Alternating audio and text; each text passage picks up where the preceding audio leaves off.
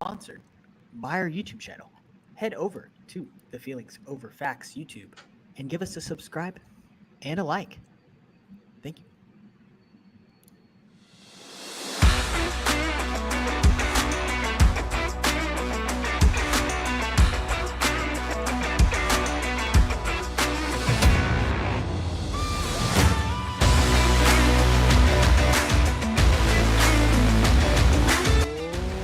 Welcome in to the Feelings Over Facts podcast.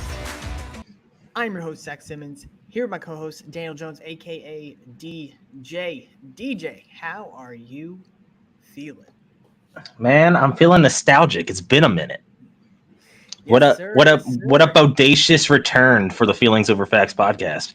Wow, what a word to kick us off. Love it. Thank you. That's right. We are back. We are back after a long break.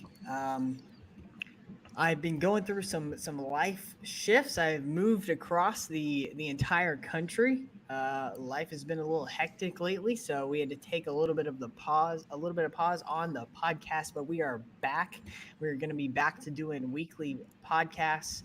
And man, it's great to be back, DJ. We're in such a fun period of sports at the moment. No football, but you know the sports grind never stops. It does not stop. You know, we have the Masters coming up. We're coming at the tail end of March Madness.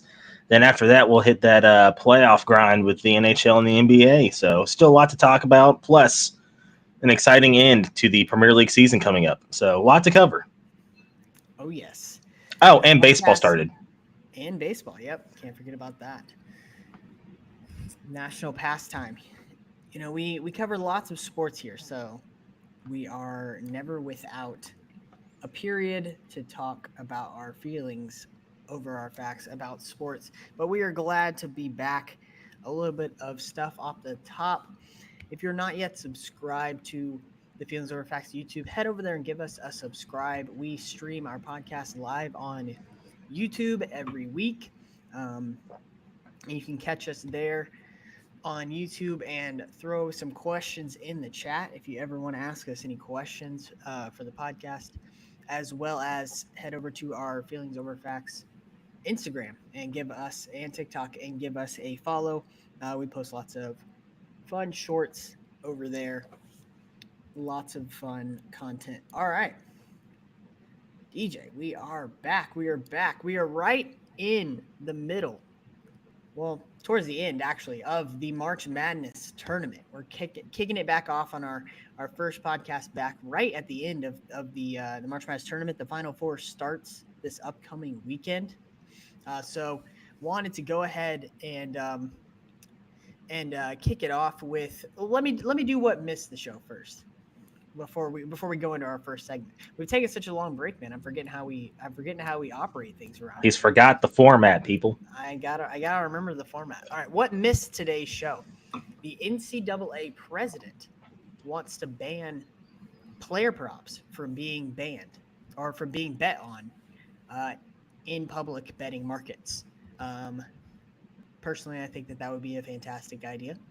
Don't want 18, 19, 20-year-olds being bribed with, money to not hit their player prop. So I think that would probably be a good idea, as well as I've been informed we are in the middle of WrestleMania week. So we got a WrestleMania themed What Missed Today's Show. The Miz has offered to train Jason Kelsey in the art of wrestling so that he could be in the WWE. So it is now in Jason's hands to see if he accepts that offer from the Miz. Let's be honest. Jason Kelsey's been going through car wrecks his entire career at being a center or an offensive lineman in the NFL. He doesn't need to be a wrestler. That's just basically doing the same thing that he's just retiring from. He'd be great at it. He's got the charisma. He's charismatic enough, but for sure, just sit at home with the girls. I think his brain has taken enough that it could take. All right, that is what missed today's show. As I mentioned just a minute ago, we are going to be talking a little of March Madness college basketball. I wanted to go ahead, as we are about to start the Final Four, give a little bit of our opinions on what has happened so far in the March Madness tournament, as well as our Final Four prediction. So DJ, I will let you go ahead and go forth. What have you thought about March Madness? What surprised you? What has not surprised you? And what do you see happening in this Final Four? Well, I think the low hanging fruit answer of surprise is NC State.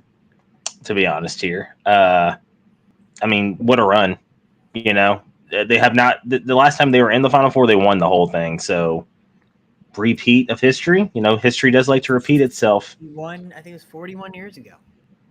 Yes. And actually, I saw today that a bunch of the NC State fans are going to visit old Coach Jim Valvano's grave because of it. Uh, they did that Wow. since last he was the last coach that brought them to the Final Four. So, Yep. a little bit of a steep hill to climb in a 7'4" center who draws a crap ton of fouls. We will talk about that later.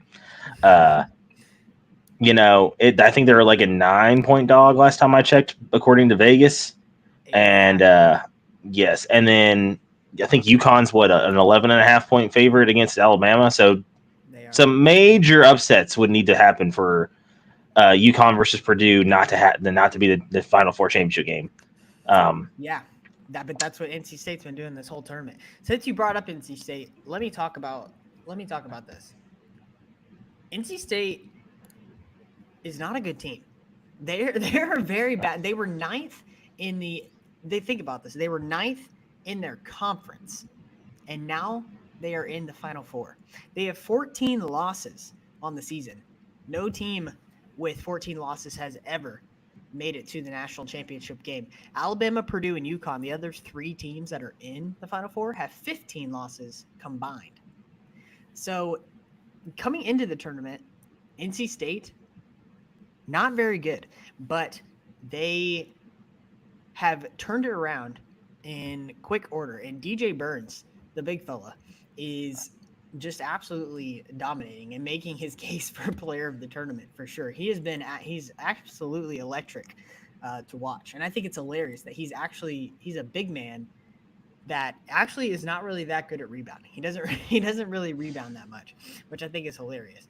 But yeah, I just had to highlight that because you brought up NC State off the bat that they are just they're if you look at all of their like advanced analytics and their stats, they're just not a good team. But that's the fun thing, I guess, about the March Madness tournament is that all you have to do is win. You just win the games that you are presented with, and you advance.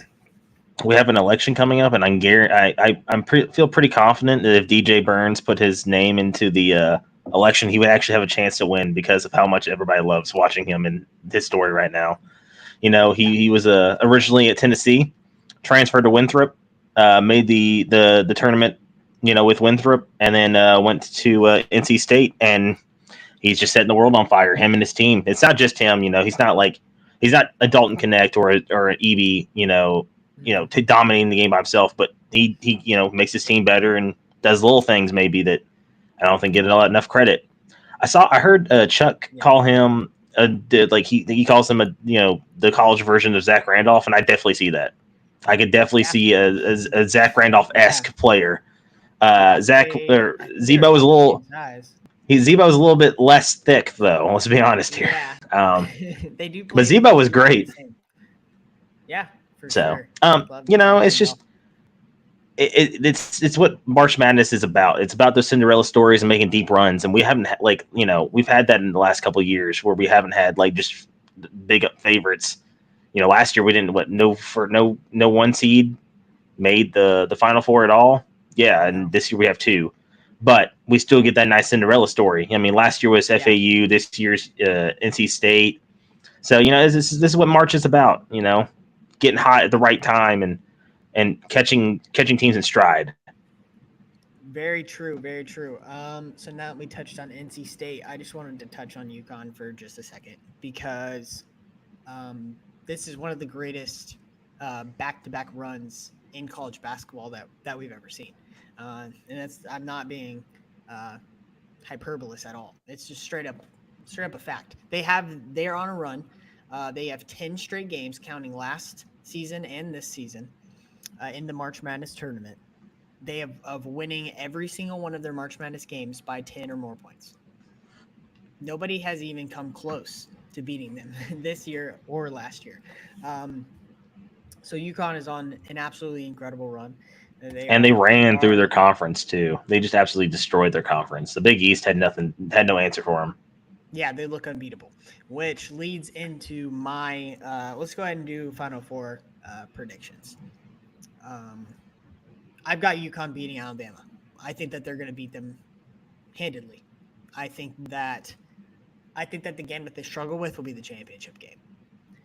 I think that UConn dispatch of Alabama, and it's not going to be particularly close. They're going to beat them by quite a bit. Alabama does not match up with UConn well. Alabama wants to run the ball. They want to shoot as many shots as they can during the game, and UConn wants to slow it down.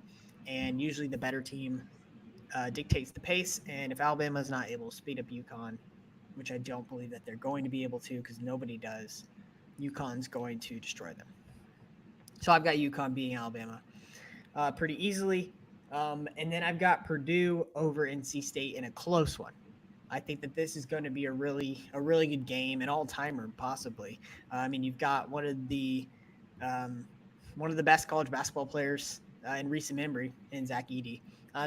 No, it doesn't matter what you think about him. If you just look at his stats, he's without a doubt one of the best players in recent history against a team that's on just an absolute magical run, NC State. I think it's going to be a great game, but I do think Purdue ekes it out in the end. I think the Edey's going to be too much for them, and I think it's going to be UConn and Purdue in the championship game.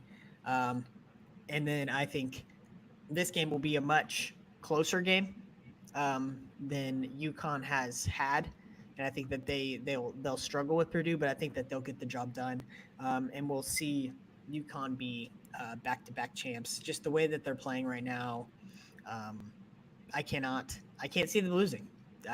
Nothing has led to me to believe that they can lose at the moment. So I've got UConn versus Purdue in the championship, and then UConn getting it done. Well, I don't disagree with the results, but I Which is do pretty think that both chalk. So I mean, it is. Which means we're getting NC State versus Alabama in the national title game. So get that ready would for be that. wild. That would be great. I'm going to have to agree. I'll go with UConn over Alabama, but I think it's closer than people give it credit for because I do think this Alabama team does have the ability to score high amount of points. They just can't stop anybody, which in the end all be all will be the reason why UConn wins. I do think they cover. I think that line's big, and I understand why it's big, but I just like the cover on that one. And then I agree that NC State versus Purdue will just be a slugfest in the paint because that's pretty much all Purdue does. They don't have enough talent around Edey to actually hit 3 threes against Tennessee and shot like 16. That's a horse crap average right there. I mean, come on now, like that's not good. So, I mean, they're not going to be able to stop Edey because no one can stop Edey because the rest won't let you. But yeah, I'm going Purdue versus UConn, but I'm going to go Purdue wins it because that's what I had in my bracket, and it's still the only thing I can get correct left. So I'm going to go with that. Yeah, there you go. Purdue versus UConn in the championship, and you've got Purdue winning it as you predicted before the tournament started. So props to you for that. Not easy to do.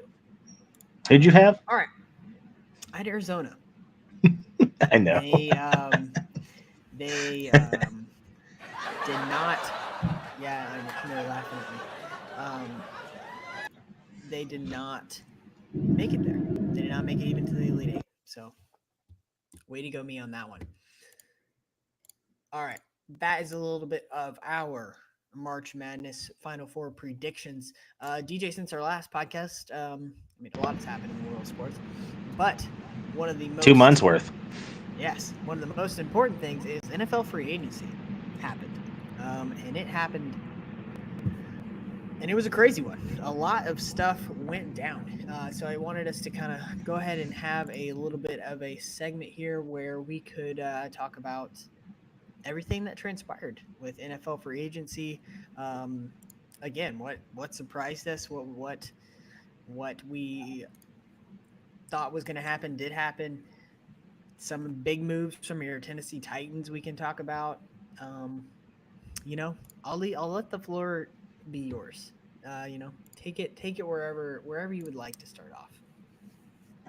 Oh well, all right. We could talk about the Titans getting Calvin Ridley or uh, paying big money for a center that we desperately needed. One that's not undersized and 260. That's just not going to get it done in the NFL, and it was proven the last 2 years that it wasn't going to get done. We had one of the worst offensive lines in the NFL in the last 2 years. Yep. And besides D Hop last year, our receiving core was absolutely just kind of there. Then I wouldn't say that Chris Moore was terrible. I won't say that what Nick Westbrook-Akine, who we also brought back, is horrible because they got the job done. But it's not what you want as your number 2 and number 3 receivers. So overpaying for Calvin Ridley's potential of a football player is I'm fine with. We had the money. And I'm happy with how everything worked out with that. I wanted us to go after at least one receiver, just in case we go get someone else in the draft, maybe in the second round, maybe with our first pick. You never know, but most likely second round pick. So overall, you're happy with the Titans' moves. I'm very happy. And then the L'Jarius Sneed trade.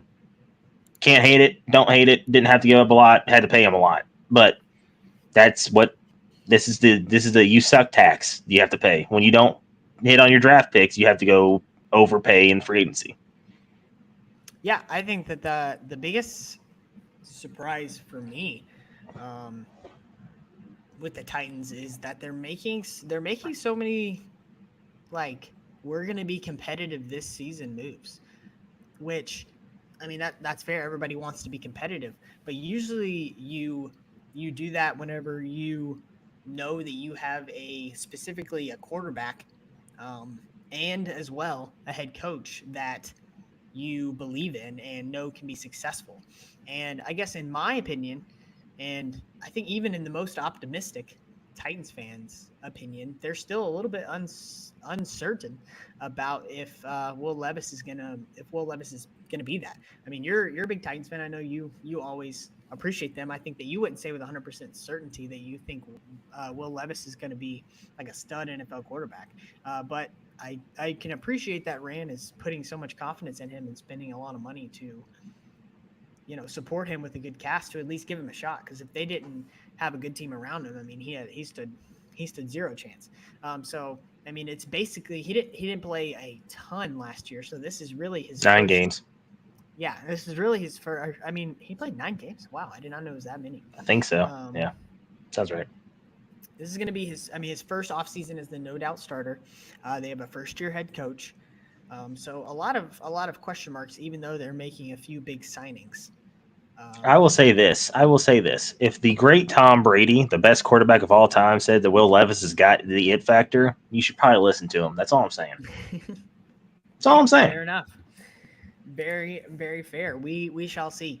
Oh, hold on. I got to say one more thing. All right. Nick Wright is an actual idiot. He said the Titans are going to have the number 1 pick in the draft next year. If that happens, then I think our team had some catastrophic injuries. There's no other reason why that would happen. I think that was the dumbest take I've ever heard anybody in the sports media say. Couldn't believe it. Absolutely shocked. But that's what Nick Wright is. He's just a clown who gets a TV show.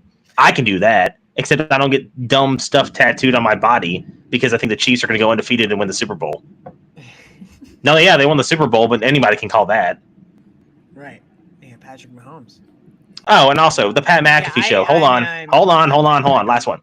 Okay. Pat McAfee show. Them saying them signing Mason Rudolph, the Titans signing Mason Rudolph, and him competing to be the number 1 at day 1 in the Titans is absolutely ridiculous. This is Will Levis's team. Is he the answer? No one knows. But them saying that he's the number 1 guy or he has a chance to start next year, I was absolutely livid. I was like, are you kidding me?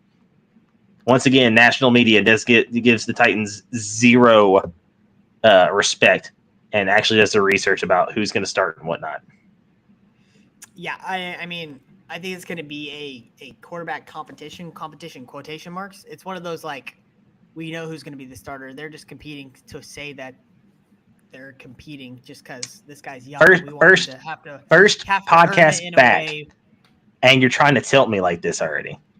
I'm agreeing with you. I'm No, saying you that just said it's going to be a quarterback competition. There's no competition. Like Amy Adams you Strunk always already say, came out and said, we're ready to build behind our young quarterback. That is not Mason Rudolph. I'm The agreeing. owner said it. She's the boss. Levis is going to be the starting quarterback, but it's like one of those, like when Bill Belichick would say the exact same thing, even after Tom Brady would win Super Bowls, that every position is a competition, that everyone has to earn their spot. It's like one of those situations. Is what I'm saying. I'm agreeing with you. He's going to be the starter, and they're building around him, but I'm just saying it's not the end of the world to say that it's a quarterback competition. What Nick Wright said, though, is kind of ridiculous. I don't think they're going to have the number one pick. I think based on our moves, that'd just be insane if we did get the number one pick. That's all. Like based on our moves, this offseason, we're building a competent team. Now we had to do it in the draft too, which is where it really matters. But yeah, I think that was just an asinine take. Wrong for that to happen. Yes. All right, some other big moves to discuss. One of the other biggest moves: Kirk Cousins signs 4 years, $180 million with the Atlanta Falcons. Shout out Kirk for making so much money over his NFL career for being a pretty average quarterback. What was your takeaway on old Kirk heading down to Atlanta? I mean, that team has the weapons to be a pretty prolific offense. They were literally just missing a quarterback. Now, is Kirk Cousins the best franchise quarterback you could probably got in? Not saying in the free agency list, but I'm just talking about on level of quarterbacking in the NFL alone. No, but Kirk puts up numbers, and Kirk gets people open, and he's a solid veteran, and he knows what he's doing. He's done it for a while. He's also probably one of the highest grossing NFL quarterbacks just based on his freaking salary his agent has gotten him, because that agent's made his money. Different topic, but I think it's a good step in the right direction. I don't know if it's the right step in the right direction, but it's a step in a direction where they needed, and that's a quarterback. Obviously, Ritter did not work out, and that was a terrible, unmitigated disaster. And I don't think that they wanted to pay, the trade up tax, to go get one of the top quarterbacks in this draft, because I think that honestly, the top 4 picks could all be quarterbacks. Now, do I agree with that? No, but it could be all quarterbacks. Yeah, there's definitely a world where that could happen. I think I don't really understand this move, to be completely honest. I think Kirk has shown that he, with good weapons, can be a good quarterback. But if your goal is ultimately to win a Super Bowl, I think at the same time he's shown that he can be good with weapons. He's also shown that he's a quarterback that can't win Super Bowls and can't win in big playoff games. He got beat by Daniel Jones and the New York Giants, for goodness sake. So 4 years, $180 million is quite the price to pay for someone that you kind of know what you're getting at this point with him. So, but I don't know. Maybe I'll be wrong. Maybe the weapons in Atlanta just needed a better quarterback to fully unlock them, and they're going to be really dangerous. I guess that's definitely in the cards. Maybe we could see just a revamped Kyle Pitts reach his full potential of being that really high draft pick that he was. Obviously, they have Bijan Robinson, Drake London, another high. I mean, they've got a lot of young talent that just has kind of been wasting away the past few years with Arthur Smith's lackluster offense. And I don't think you can blame Arthur Smith for all of that. It's a bad quarterback play, but it is, you do blame the the coach for the end all be all results of what happens. Yes, but I don't think you can blame everything. Yeah. I don't think they ever had a real chance with a real quarterback.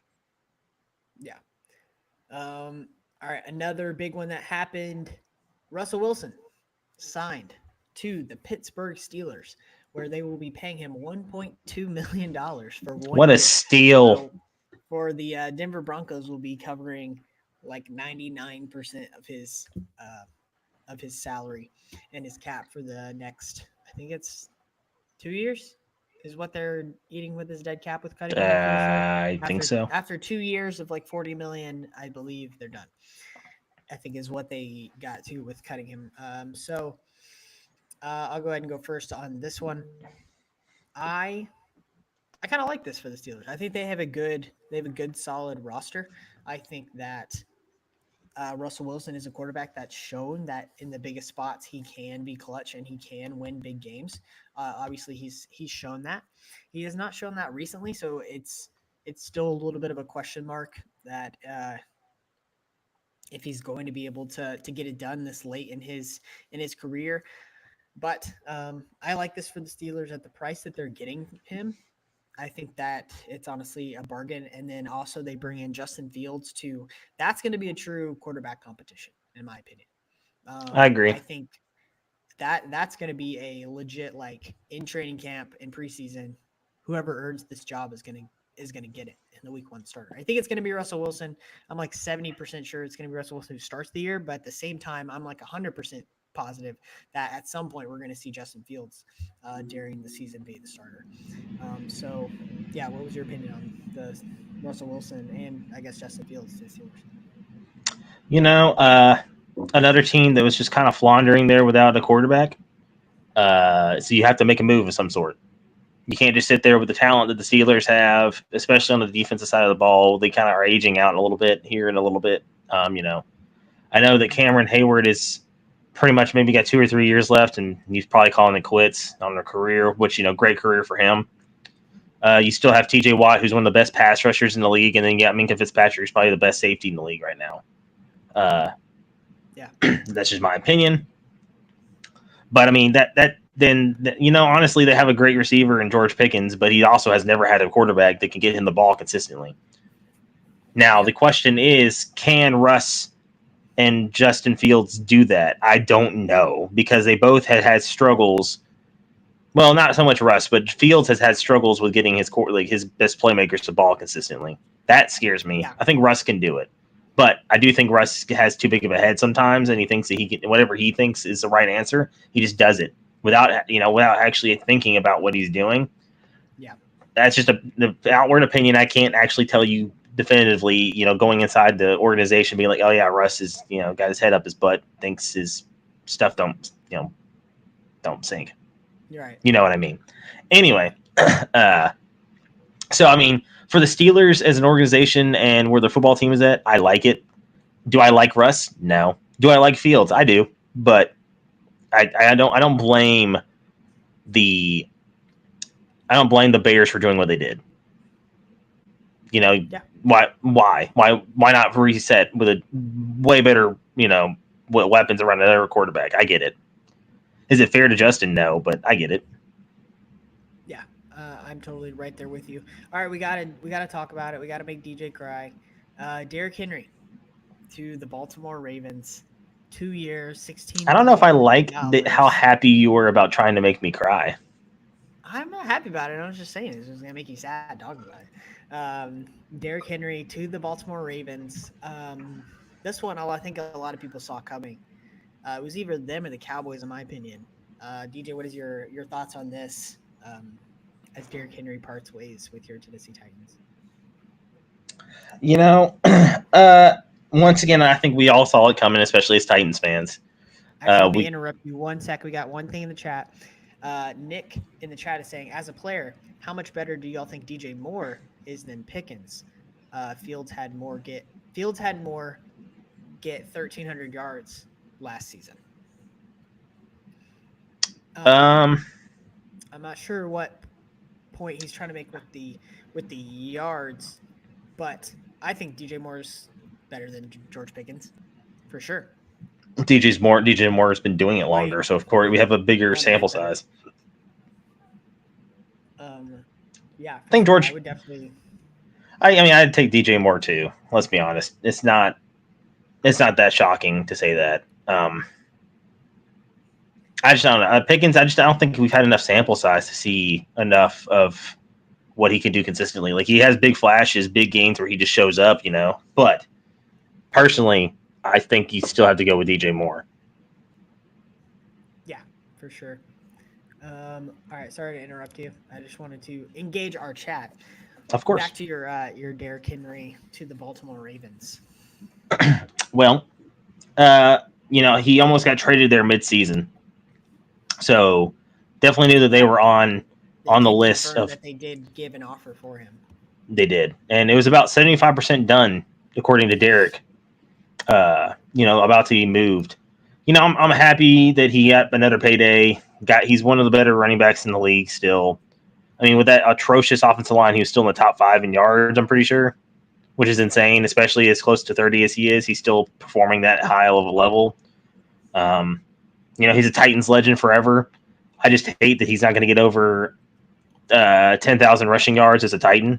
That's the only thing because I've said it on the podcast before, and if you've seen past episodes, for some reason, when it comes to NFL voting for the Hall of Fame, if you get past the 10,000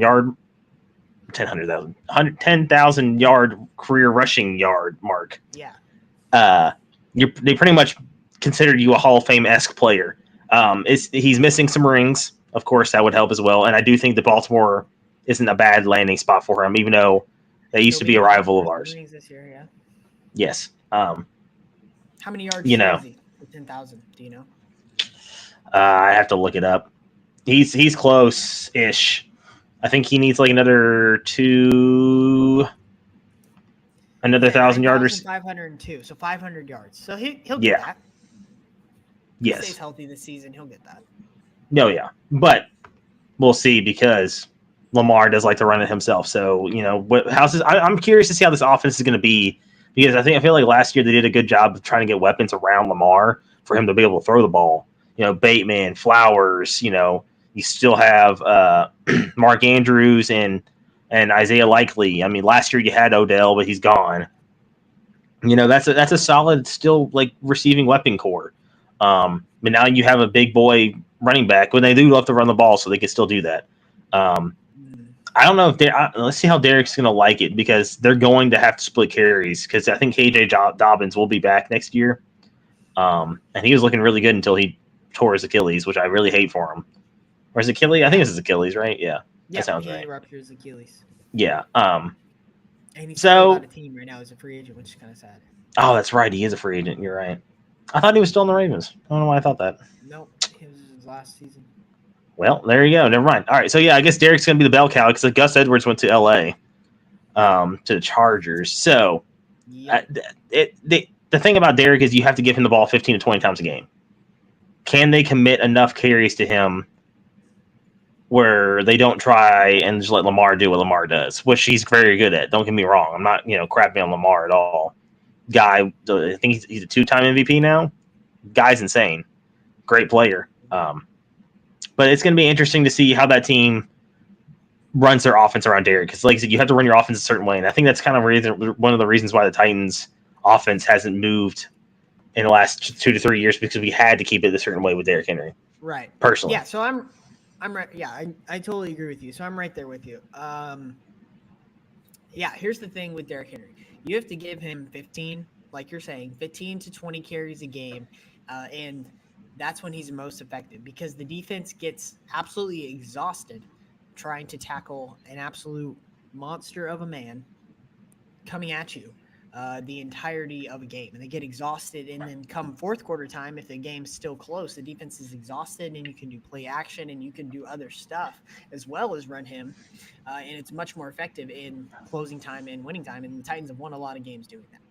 And I don't think he's going to get that many carries with the Ravens. He's not going to be getting 15 to 20 to 20 plus carries with the Ravens, not as much as they run the ball with Lamar. So the question on is if this is going to be successful is Derrick Henry going to be able to be as successful with like 10 carries a game, 10 to 12 carries a game is what I would expect that he'll get there. And that's going to be a big question to this is can he change his game? Because a lot of his game with the Titans was um, kind of pacing himself, knowing he's going to get 20 plus carries a game, not in the first and the second quarter going all out with those carries and exhausting himself, knowing that he's got to carry the load near the closing time of the game. So with him only getting 10 carries a game, is he going to be able to adjust and be more of exerting himself and being more explosive with those minimal carries that he's getting? And at the moment, I'm not sure. That'll be the question with with him. And sorry if you can hear. There's a they fly F-35s around my house a lot. So sorry if you heard it. Just a plane just swooshing over here. Freaking Arizona. Yeah. So yeah, there's Derrick Henry to the Baltimore Ravens. Apparently, Dobbins visited the Chargers too. They're becoming the LA Ravens. Haha. From Nick in the chat. Jake Fresh says, number one running back next to your Derrick Henry. You heard it here first. Lol. And then Nick also said Keith Mitchell will get some change of pace carries as well, which I agree with because he played way too well last year not to. Yeah, he was very good last year. Other running back signings, we can quickly talk about Saquon to the Eagles. Yeah, Eagles was a big one. 3 years, 37, pretty much $38 million.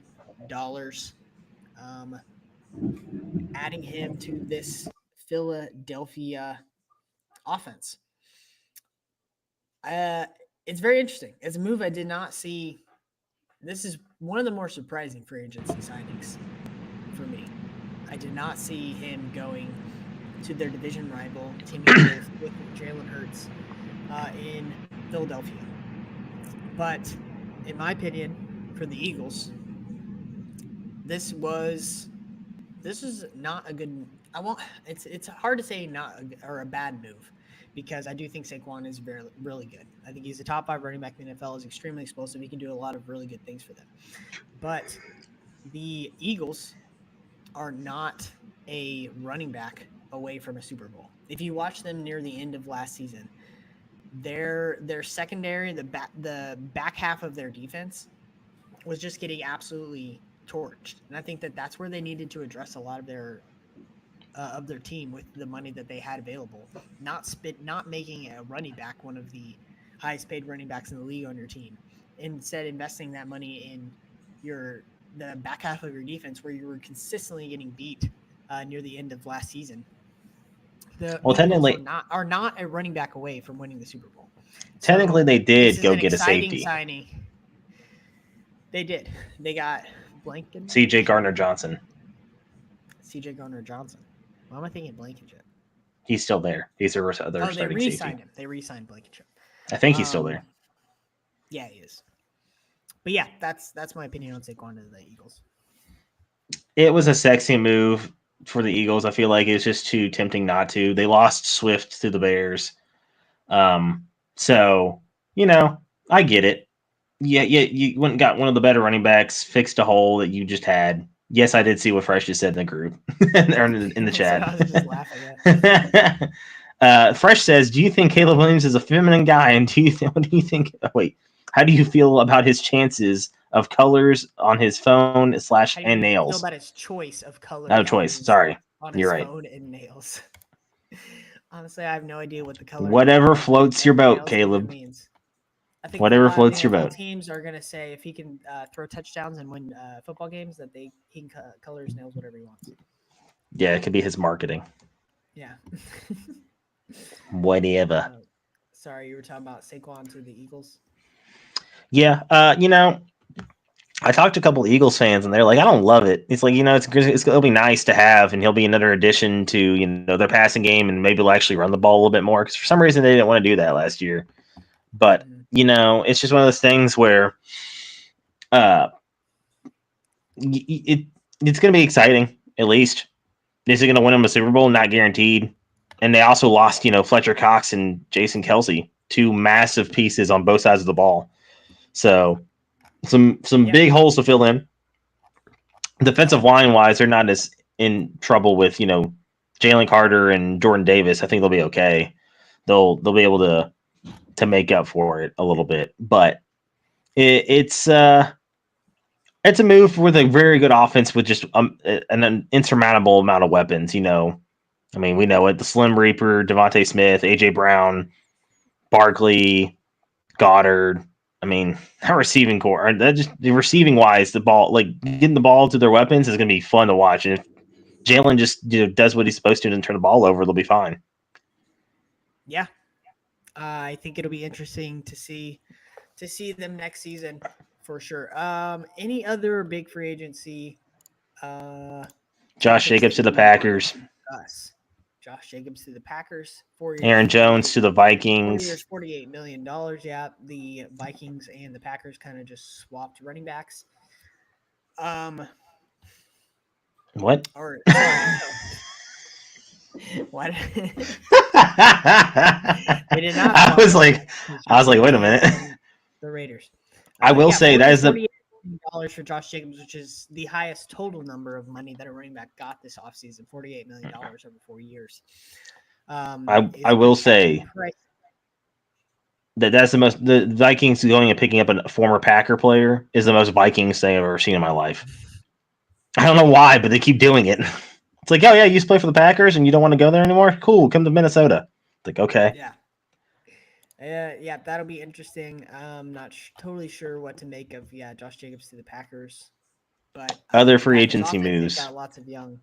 I mean, T. Higgins got franchise tag 1 year, $21.8 million, and then requested a trade. So that could be a big draft day trade with the Bengals and T. Higgins. You're raising your. I will finger as if you say the reason why he hasn't been moved yet. This is my theory. I've hypothesized. your theory.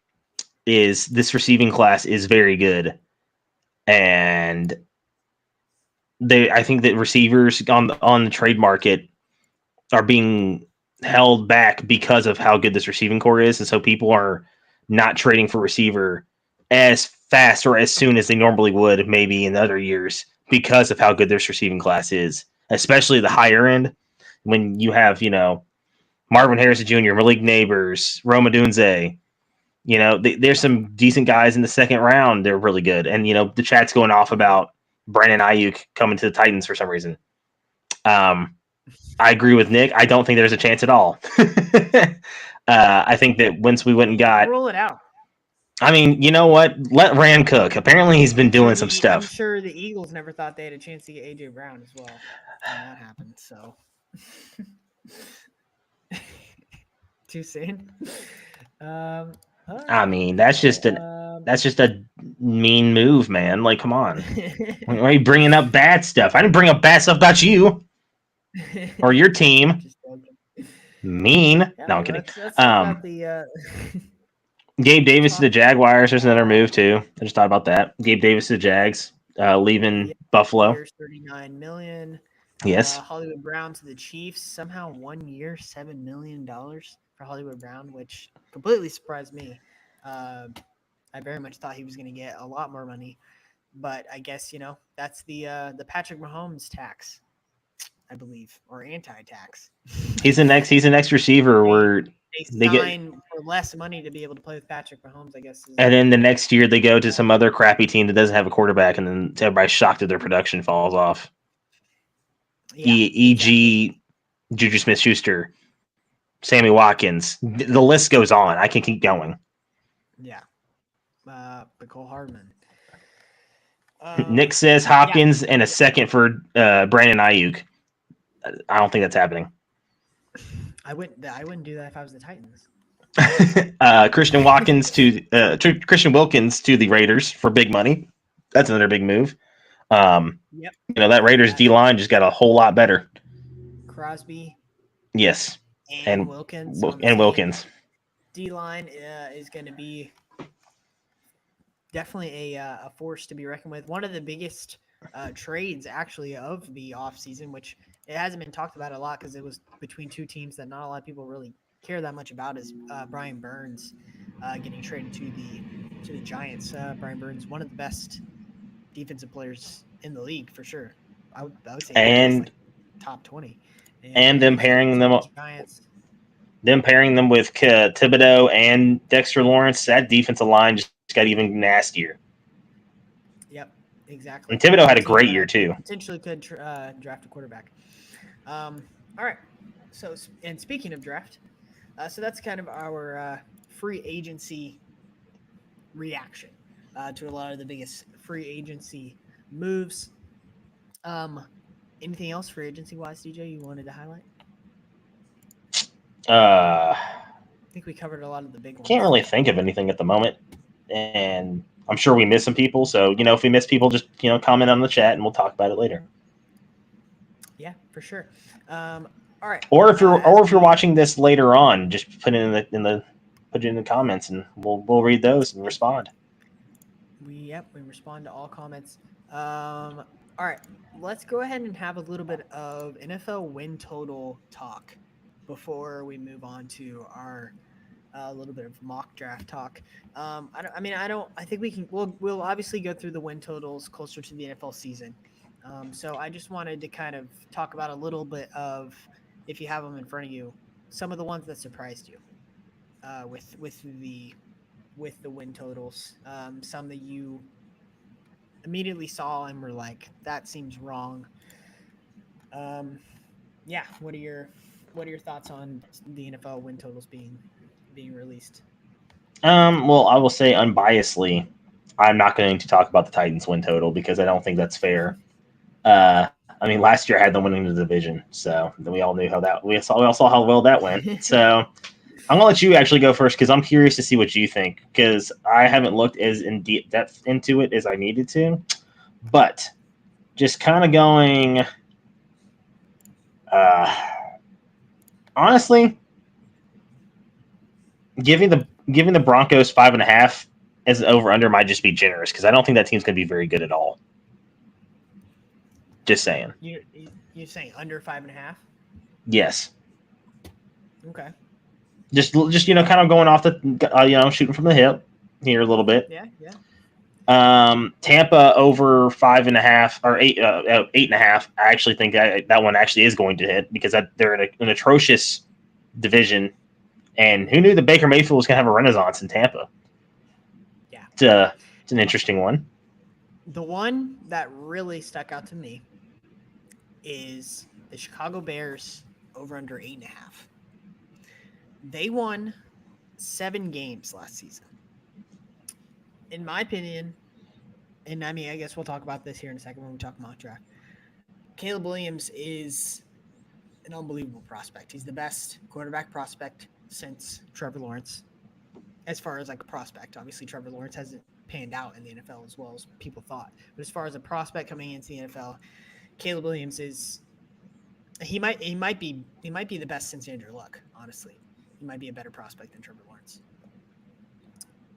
And he's worth 2 wins, in my opinion. They were 7-10 last year. Their line is at 8.5. I think that this over 8.5 for the Chicago Bears is comical. I think that they could be a 10. I think they could be a 10-win team. They made some great moves this offseason, and they're about to have, along with Caleb at the number 1 pick, they're going to have another top 10 pick, which they could use on one of those elite receivers. They need to get offensive linemen. Offensive linemen, defensive players. There is a world where they get the best offensive player in the draft, Caleb Williams, and they get the best defensive player in the draft at 10 with Dallas Turner. I think there's a world where that could happen. So they're gonna have a big draft if they do it right. So this over 8.5 for Chicago Bears is one that really stuck out to me. I agree with that one. That's I don't know. It's just so hard to tell right now with we see all the free agent moves, we see everything that they're doing right now, but when it comes down to it, what's the draft moves going to be? Because that's really where a team gets built through. Like free agency kind of just plugs holes. You build a team through a draft. So personally, I think the Giants. I think the Giants win totals that much.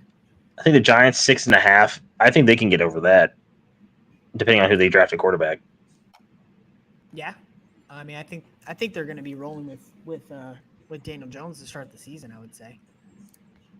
Is there any way, shape, or form where he plays any better than what he did last year? Because he didn't play the whole year, obviously. Personally, there's a world, yeah. The year before last, he was much better. I think that he can get them at least to 6 wins. That's what I'm saying. That's one that pokes out to me. I think they literally get 2-6 wins and that's it. But I could see them doing it, especially if they get with the addition of Brian Burns, as you said. I do think that helps that defense out a lot. Let's see what they do in the draft. But I did like. I don't hate how the Giants are looking right now. Now they do need a running back, but the team is still not terrible. Yeah, for sure. It's not bad. It's not good. Really improved the defensive line with Thibodeau and they did. It's going to be pretty scary. Fresh. So like I said, there's a world where a franchise quarterback has pink nails and wins 10 games. It's sus. He can't get off the nails thing. He's stuck on it. No, he can't. He's stuck on the nails. All right, yeah. So I just wanted to have a little bit of a discussion about some of the win totals that stuck out to us. Obviously, in future episodes, closer to the NFL season, we'll be going through and giving our over/under for every NFL's win total. All right. Finally, with the NFL and off season, let's go ahead and I have a NFL mock draft here from CBS pulled up. They're all kind of similar, so I just picked a random one. And I just kind of wanted us to diagnose the first 10 picks and just kind of give our thoughts on it and kind of talk about what surprises us. Okay. I don't know if I'll be able to share my screen, to be completely honest with you. It says someone else is currently sharing. All right. No big deal. I'll figure that out later. I'm confused by that. Yeah, I don't know why it's saying that. No worries. I can just talk about it. I mean, we know these players, so we don't really have to see it visually. In this mock draft, obviously, it has Caleb Williams going number 1 to the Bears. Here, I'll just list it off, and then you. I have it pulled up. You're good. Okay. I'll go. Well, I'll list it off for the viewers, and I will, and then you just give me your reaction and kind of what surprises you, and I'll do the same. Pick 1, Caleb Williams to the Bears. Pick 2, Jaden Daniels to the Commanders. Pick 3, Drake May to the New England Patriots. Pick 4, J.J. McCarthy to the Minnesota Vikings, trading up to the Cardinals pick from, what is that, like 11, right? And then pick 5, the Chargers take Marvin Harrison Jr. Pick 6, Giants take Malik Neighbors. Pick 7, Titans take Joe Alt. Pick 8, the Falcons take Jared Verse out of Florida State. Pick 9, the Bears take Dallas Turner. And pick 10, the Jets take Rome Odunze. So DJ, if that is exactly, and then yeah, like I said, pick 11 would be the Cardinals for trading back. So DJ, if that is how the first 10 picks in later this month unfold, what are you surprised by? What's your opinion on this? I mean, do you really need me to spell it out for you, Zach? Zach, I'll give you the crisp $10 bill to tell me what prospect you think I think is too high. Okay, well, I know, but we have not yet talked about Mr. J.J. McCarthy to our viewers and your opinions on him. So DJ is referencing that he does not believe that J.J. McCarthy should be picked this high. DJ, what do you got? What's your problem with J.J. McCarthy? Why does it surprise you that he is now being mocked so frequently to be a top 5 pick? Because it's all based on how great he's looked in throwing in shorts and t-shirt. It has nothing to because he has not done anything gameplay wise and in college that has proved to me that he's worth a top 10 pick at all. I feel like his stock rose so much because they won the national championship. He was obviously the quarterback for that. I mean, that's 100% why, and that's why Michael Penix Jr. is not in the top 10 or not in the top the first round anymore because of that too. So like it's the same thing. But honestly, I don't see it. I don't see it with JJ McCarthy. I don't get it. I don't like it. If I was one of these teams up here, I would not want JJ McCarthy. I think, like, yeah, I get it. He looks fine. He looks like a solid quarterback, blah, blah, blah, blah, blah. All the intangibles. He's got all the physicals. The exact same bull crap that we're talking about with Will Levis. Will Levis went in the second round. That's where I think JJ McCarthy should be. Second round? Yes. Okay. I mean, I don't 100% disagree with you. So I'm right there with you. I think that I don't like whenever guys move up in the draft and get a higher selection whenever they're not playing football, whenever they are just being measured on purely their athleticism and how they're looking in pro days and how they are on the whiteboard. I think that I like whenever players move up in the mock draft because they're playing the sport of football. I think that is how they should be graded. That being said, watching JJ McCarthy in college, I was not wowed by his throwing power, his accuracy. None of that really blew me away. What I was most impressed with him was I think that he's really good at diagnosing the game. Like he really gets the ball to the right spot at the right time, and I think that the Vikings, if they do trade up to 4 and take him, I think they're doing that saying we have a lot of playmakers. We have a lot of really good players that he can get the ball to, and if he can get them the ball at the right time, at the right spot, we believe we can have a very successful offense. So, and I think that many teams could think that. So I don't have a problem with him being a first round pick. And I think I think if it was the right situation, Levis could have easily been a first round pick. I mean, the Titans wanted to trade up and take him in the first round, but the Chiefs denied it. Because they're in Kansas City and wanted to celebrate their Super Bowls. Yeah, exactly. Nick in the chat is saying 44 touchdowns, 9 interceptions over the last 2 years. He's saying Mac Jones effect, though, should be a late first rounder. Yeah, I mean, that could be the case. It could be that he just looked so good in college because he was on a really good team. You know, I mean, time will tell with him for sure. He never made a throw that I was just like, yep, NFL quarterback. Yeah, fair enough. His throwing power and accuracy are not going to blow you away. Not going to really. Well, that's the thing though. Like people have been like drooling over his pro day film because he threw like an absolute bomb down the field. And I was like, yeah, you're not getting any pressure. You're throwing to a guy in shorts and a t-shirt. You're not in pads. You have the 300-pound D lineman pushing down your throat in an NFL pocket. I'm not talking about college pocket. We're talking about NFL here. There's going to be there's going to be some stuff in his game that I think is going to show how he's not that good. Yeah. I think what's most surprising about me in this mock draft in particular, and as if this happens this way, one offensive lineman in the first 10 picks.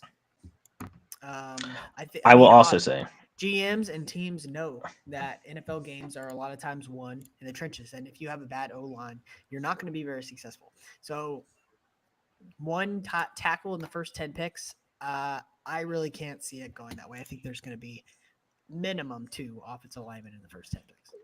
I will also say Rome Odunze going to the Jets. I think they should take Brock Bowers. Yeah, go tight end. Yes. Get another offensive weapon, someone I think can help that offense around. You know, I think Aaron likes throwing to his tight ends. I think that would be a great fit, personally. But that is just that's a DJ thing. I guess if they do go Odunze, it's off the basis that they've got Lazard and Williams are kind of older, injury-prone receivers, so they could want a more younger, explosive guy for sure. Yeah, what do you think about Daniels over May? I think it's just up to where you're at the current moment. No, I put May over Daniels, just NFL quarterback wise. I do think Daniels is actually a pretty good football player, but he put up big stats in college. But can he do that in the NFL level? He's not going to be able to run away from everybody in the NFL like he did in college. He's not going to be able to fit it in. Can he fit it in as well as he did in college? I think he has the throwing accuracy. I think he's gotten better every year he's been there, but there's some trepidation for me Same with how I feel about McCarthy. Personally, it's the same thing to me. So, I would go May over Daniels, but that is just a me thing as well. That's just so like if we're having my list of quarterbacks, it's Williams, May, Daniels, then McCarthy, then Penix Jr. Mhm. Gotcha. I don't know how I feel honestly at this point about May versus Daniels. I mean, Drake May kind of screams Josh Allen to me. Just a He also big screams dude Mitch Trubisky can to me too. make the throws. Yeah, that's fair. That's what I'm saying. Like, I don't know. I mean, he's got an outstanding arm. He's just a big dude. Um, he could be really big, really good in the NFL. It'd be interesting to see where the Commanders kind of lie in that spot at 2, and if they take the guy that the Patriots have as their best quarterback outside of Williams, do the Patriots then trade back and not take the guy that they didn't prefer? It'll be interesting to see kind of at that point. All right, let's Nick and Chad saying both QBs have wide potential gaps, low floors, and high ceilings. I would definitely agree with you on that for sure. Going to be interesting to see what happens with them. All right, let's go ahead and talk a little bit. Let's go ahead and jump into our bets of the league. Let's save NBA for next week, DJ. I think sounds we did good. some good NFL stuff there. Let's go ahead and head into our bets of the week. You want to go first? Or you want me to? We haven't done our bets of the week in a minute. Our finances are falling apart without our bets of the week. I know. What are they going to do without us? So I'm going to go North Carolina State to cover 9, plus 9. I'm going Alabama to cover a plus 11.5. I think both games are closer than those spreads. Those are pretty big spreads, though. That's what I'm saying. They are. And then I'm going. Well, I had. So here's the thing: I had my bets of the week, but they already have passed, and one has already hit, so I can't really say it. It was Austin Matthews to score a goal. It was Austin Matthews to score a goal. He already scored tonight. Yeah, they're up 4-1. Woo! I promise I put it in before. So yes, that was my bets of the week. Kind of anticlimactic about the last one. No worries. I'm right there with you with NC State. Like I said earlier in the podcast, I think that this is. Fresh said he's going to do the opposite of what I say. I'm right there with you on NC State. Plus, I saw 8.5. Some places are doing 9, plus 9 for NC State. Like I said, I think this is going to be a close game. I think that NC State is going to give Purdue all that they can handle. I do think Purdue win the game, but 9 points for a team that is coming in this hot and has this much momentum is crazy. So I'm right there on NC State with you. But I am against you on the other one. UConn, I do think crushes Alabama. I think they're a terrible matchup for them. I think they're going to be able to slow the game down and do exactly what they want, which is the opposite of what Alabama wants to do. So I've got UConn minus an 11.5. And then my third is a Premier League bet. And that is Liverpool at even money, plus 100, over 3.5 goals against Sheffield. Sheffield is the worst Premier League team that I've seen in quite some time, and I watch a good bit of the Premier League. I think Liverpool are going to light them up. They could score 7 or 8 goals this game. I'm not even kidding. So over 3.5 at plus 100 odds, I really like for Liverpool in that one. Those are my 3 bets of the week. All right, finally, let's finish up with our feeling of the week. You want me to go first on this one? Let's do it first on the bets. Yeah, you go ahead. Yeah. All right. My feeling of the week. This is a really fun one. It's something that I've been putting up that I've thought for a long time, but I don't think I've ever.